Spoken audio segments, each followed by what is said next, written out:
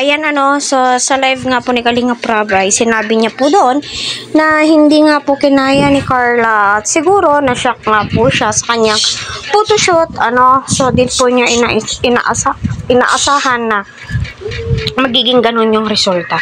Unang-unang masasabi ko kay Kalinga Prab, maraming salamat sa efforts, especially sila Jomar, mga sponsors. So nabigla nga po itong si Carla. Gayon pa man, naway maging successful ang kanyang birthday. Kasi grabe po yung effort ng bawat isa at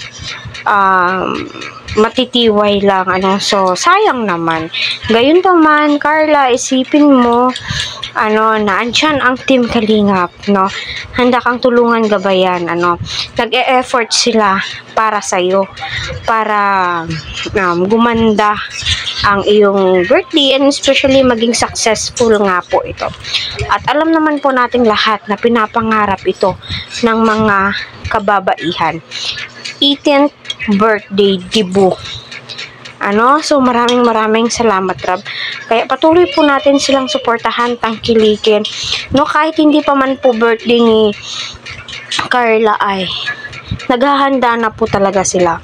Sinabi po ni Kalinga Prab na gagawa po sila ng invitation card kung sino po yung pupunta, iimbitahan. So alam naman po natin kung nagpapa-birthday itong si Kalinga Prab is gumagasto po talaga siya ng malaki.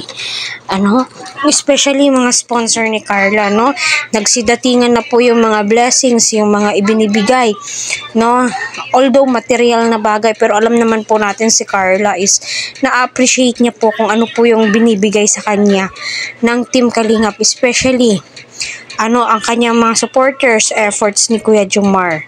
'Di ba?